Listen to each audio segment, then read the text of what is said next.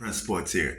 If you're gonna say a player is better than another player, can you at least pull up with some receipts? Okay, other than just a biased opinion or an eye test, there gotta be more. There gotta be some proof on paper to why you think that this player is better than that player.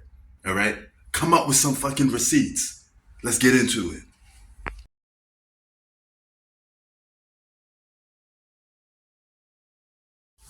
Listen, man, I be on point, put you in places where bodies rot. That's my message to you, Gilbert Arenas. I know you got your podcast, you do live shows, all right? You like saying stuff for shock value, but somebody got to put some respect on Kareem's name. I notice a lot of people tend to try to disrespect Kareem now. Now, it happened since last year when LeBron surpassed that scoring title then. So, here's a funny thing. Now you say Prime Shaq will destroy Kareem. Okay, you do know Prime Shaq struggled against role players that were centers. Prime Shaq had problems with Ben Wallace, right? Who's a smaller guy than he is. Not saying Shaq is a scrub. I won't never go as far to disrespect the man like that.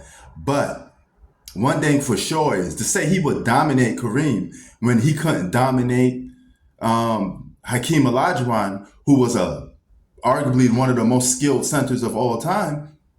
He had a patented move, much like Kareem had a patented move. And correct me if I'm wrong, Kareem played a guy, if not better than Shaq. That's Wilt Chamberlain.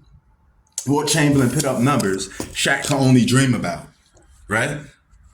One of the most dominant centers of all time, a guy that Shaq actually looked up to. So how is it possible that Shaq is going to stop Kareem and that skyhook? You do realize Shaq has to guard Kareem too. So if Kareem can't stop Shaq, then Shaq can't stop Kareem. That making them cancel each other out. And if you pitted a more step, peel off the layers a little more, if you zap Kareem to Shaq's era, guess what? Kareem is even more better. See, this is the problem when you go into the past, because the past can only upgrade, but the future can't upgrade in the past. All right? Typical logic. Common sense logic mixed with science, right? If you put Shaq in Kareem's era, Shaq is not Shaq. He's just another victim for Kareem. He has nobody to patent his game after, all right? He can't do some of the moves that he could have done in his era compared to Kareem's era. This is where you're comparing apples and oranges. But the past player always benefits in the future. So that means years from now, when another guy is the man, I will say, hey, LeBron James would benefit in this era more. LeBron James would be even better in that era. You know why? Because the past always upgrades. Now I say the same thing about a Steph. I say the same thing about any player that's a past tense player. And if you bump him up into a future league, let's say 20 years from now, Steph Curry would probably be even a better player if he was playing in the league 20 years from now. If you get my point, because it only changes the rules.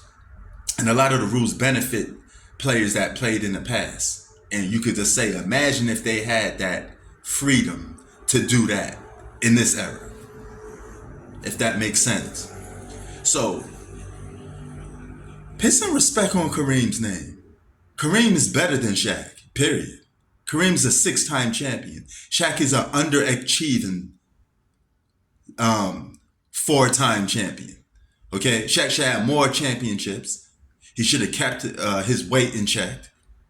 And he phased out too quick. All right, Shaq definitely underachieved.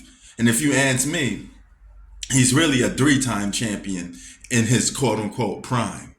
All right, he got carried and reduced to being a second fiddle guy.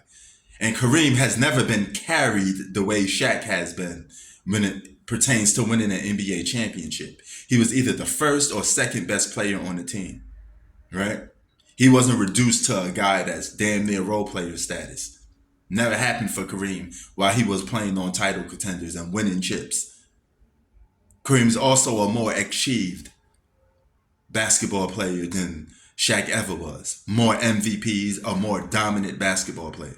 So that term dominance, what do you mean when you're saying that? Because Shaq's dominance wasn't as long or as better than Kareem's. Period. And I think it's really disrespectful to a guy like Kareem that you have to boost up a player by bringing another player down. All right? So if you're going to make a case that Shaq is better than Kareem, pull up with some receipts, because Shaq ain't got nothing better than Kareem. He ain't got better individual accomplishments. He ain't got better team success. So what the fuck he got better than Kareem? I rest my case. Prince Sports out. Peace.